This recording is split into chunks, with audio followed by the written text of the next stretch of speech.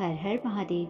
जैसे बीज बोने के बाद पौधा उगता ही है, उसी तरह हर कार्य भी एक फल को जन्म देता है। हर कर्म का फल होता ही है, चाहे वह अच्छा हो या बुरा। अगर आप किसी का नुकसान करते हैं, झूठ बोलते हैं या धोखा देते हैं, तो वह नकारात्मक ऊर्जा भी लौट कर आती है। अगर आप किसी की मदद करते हैं, तो जीवन में कभी न कभी वह सकारात्मक ऊर्जा आपके पास लौट कर आती है। हम लोग सोचते हैं कि भगवान के लिए कोई नियम नहीं होता, लेकिन कर्म सिद्धांत सब पर लागू होता है, यहाँ तक कि ईश्वर के अवतारों पर भी। मर्यादा पुरुषोत्तम श्री राम, उन्हें अपने पिता दशरथ के कर्मों का फल झेलना पड़ा। भगवान कृष्ण ने भी अपने जीवन में कष्ट, युद्ध और अपमान सहे। इसका कारण था कर्म का बंधन, जिसे वे भी टाल नहीं सके।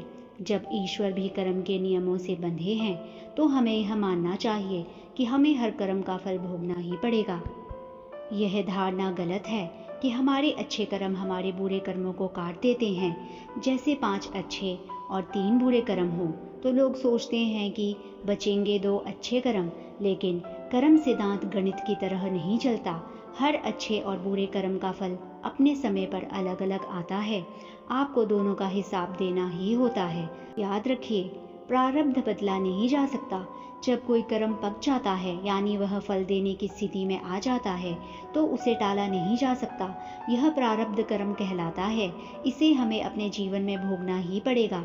कोई व्यक्ति एक बीमारी से पीड़ित है, जो उसकी जीवन शैली या पिछले कर्मों के कारण है। वह दवाइयों से उसे ठीक कर सकता है, लेकिन उसे बीमारी झेलनी ही पड़ेगी, क्योंकि वह प्रारब्ध है। हर कार्य करने से पहले 2 बार सोचो, यह सही है या गलत। यह किसी को पीड़ा तो नहीं देगा। अगर आप जागरूक रहकर कर्म करेंगे, तो आप अज्ञानवश किए गए पाप से बच सकते हैं। बुरे कर्मों को साधना, भक्ति, सेवा और गुरु कृपा से धीरे धीरे जलाया जा सकता है। सच्चा आत्मचिंतन, नाम सिमरन, ध्यान और निस्वार्थ सेवा जैसे उपाय संचित कर्म को कमजोर कर सकते हैं।